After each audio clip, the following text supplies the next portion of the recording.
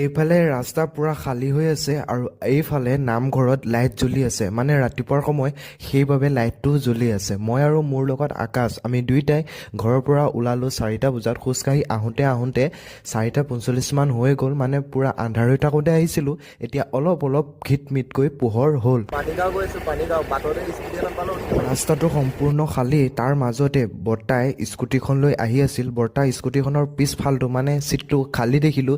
দুইটাই সুধিলোঁ বৰ্তা উঠাই নিব নেকি। বৰ্তাই উঠ বুলি ক'লে, উঠি ল'লোঁ আৰু আহি পালোঁহি ডাইৰেক্ট পানীগাঁও। চোৱা জুই ধৰি আছে, মানে ৰাতিপুৱাৰ সময় নহয় জানো, জুই মেইন। মই আৰু মোৰ লগৰটো আমি ৰাতিপুৱাই ইমান সোনকালে পানীগাঁও চাৰিআলিলৈ অহা মেইন কাৰণটো হ'ল আজি মাঘ বিহুৰ উৰুকা।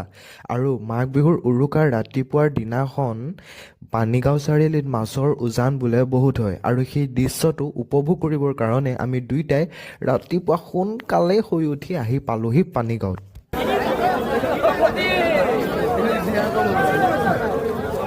এইফালে মোনাত মাছ এটা লৈ আনিছে আৰু এতিয়া দুইটাই ঘৰলৈ আহি আছোঁ। আহি ভাল লাগিল। আকৌ নেক্সট মাঘৰ বিহুৰ ৰাতিপুৱা আহিম বুলি দুইটাই কথা পাতিলোঁ। হেল্ল' এভৰিৱান, মোৰ হাতত এখন ডাঙৰ অস্ত্ৰ মানে কোৰখনৰ কথা কৈছোঁ। এতিয়া মাটি খনাত লাগি আছোঁ পূৰা, মানে কাইলৈ যিহেতু ৰাতিপুৱা সোনকালে শুই উঠি মেজি জ্বলাব লাগিব, আৰু সেইবাবে এতিয়াই মানে আজি ৰাতি উৰুকাৰ সন্ধিয়া সময়ৰ কথা কৈছোঁ, মেজিটো বনাই থৈ দিব লাগিব। আৰু তাৰ বাবে যেনে তেনে মেনেজ কৰি মেজিটো বনালোঁ, আৰু অৱশেষত মেজিটো বনাই হোৱাৰ পিছত আশীৰ্বাদ এটা লৈ বিদায় ল'লোঁ মেজিটোৰ পৰা।